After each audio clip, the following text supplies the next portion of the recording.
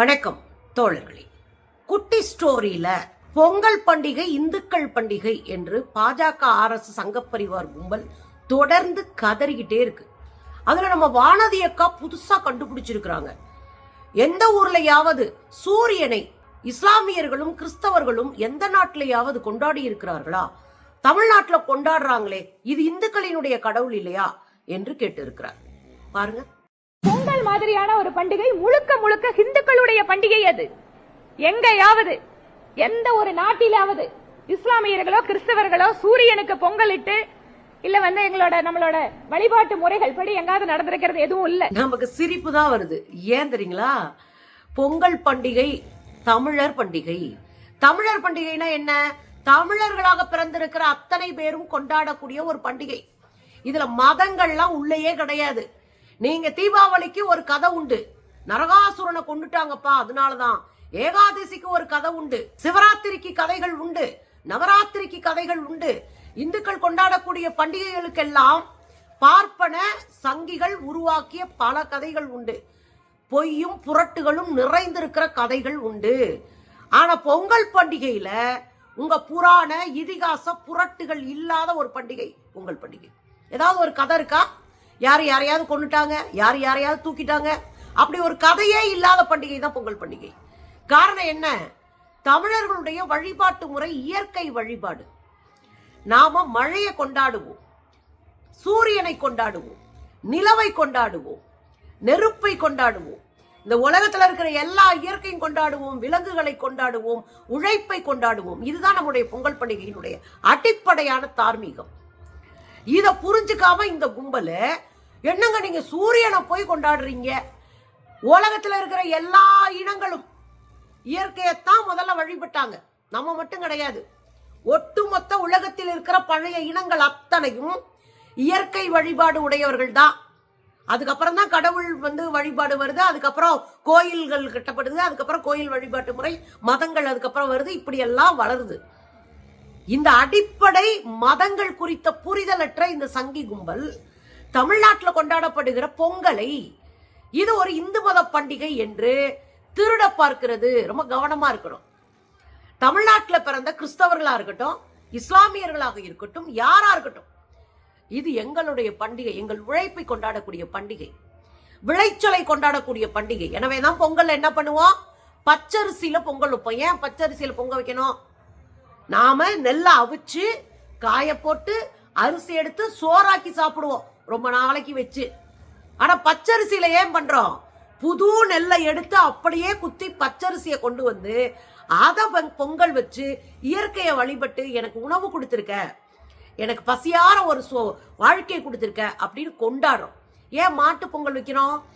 நமக்கு இன்னைக்கு தானே எல்லா மெஷினும் வந்திருக்கு. அறுவடை எந்திரம், உழுகிற எந்திரம். இந்த எந்திரங்கள்லாம் வராத காலகட்டத்துல மனிதனுக்கு மிகச்சிறந்த தோழமையா இருந்தது யார் அப்படின்னா மாடுகள், காளைகள், பசுக்கள், ஆடு மாடுகள், கோழிகள்.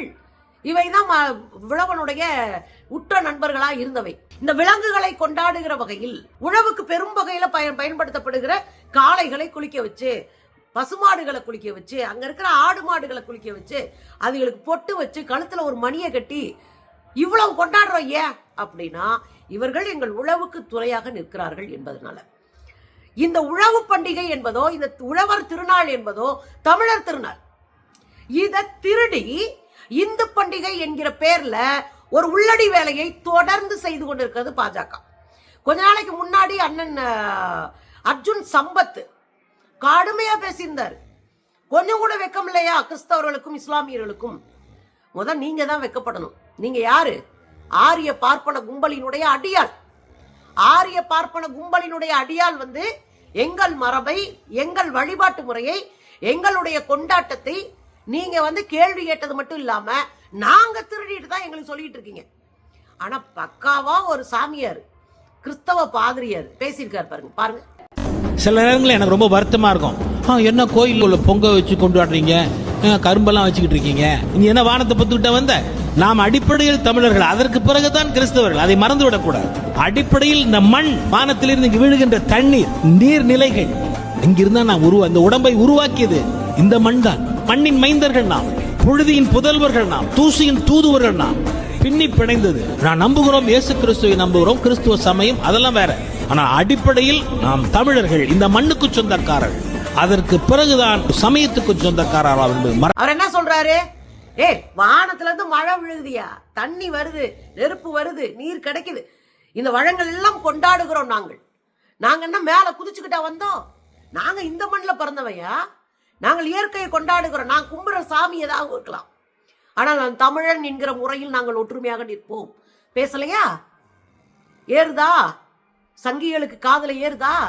இன்னொரு விஷயம், இங்க இருக்கிற இஸ்லாமியர்களும் பொங்கல் வைப்போம், இங்க இருக்கிற கிறிஸ்தவர்கள் பொங்க வைப்போம், இங்க இருக்கிற இந்துக்கள் தங்களுடைய தெய்வங்களை, அதுவும் நாட்டார் தெய்வங்களை வழிபாடு இன்னைக்கு அதிகமா இருக்கும். நீங்க நல்லா கவனிச்சு பாருங்க. பொங்கலுக்கு ஊருக்கு ஊரு ரேடியோ செட்டு போடுவோம், பொங்கலுக்கு ஊருக்கு ஊரு போட்டி நடக்கும். குழந்தைங்க, பெரியவங்க, பெண்கள் அத்தனை பேரையும் சேர்த்து போட்டிகள் நடத்துவாங்க.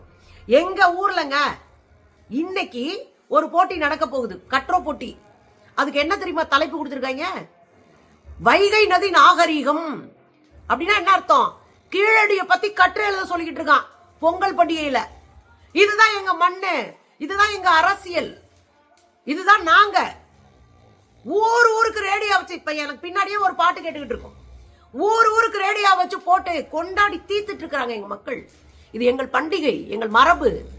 நாங்க மனுஷங்களா எல்லா மதம் சாதி எல்லாத்தையும் தூக்கி ஓரமா வச்சு நாங்க ஒன்னா நின்று அடிக்கிற பண்டிகை. இதையும் ஆட்டைய போட்டு பார்ப்பன மயமா மாத்தலாம்னா இங்க நடக்காதுக்கா. ஆனா அர்ஜுன் சமத்தை வேற இடத்த பாருங்க.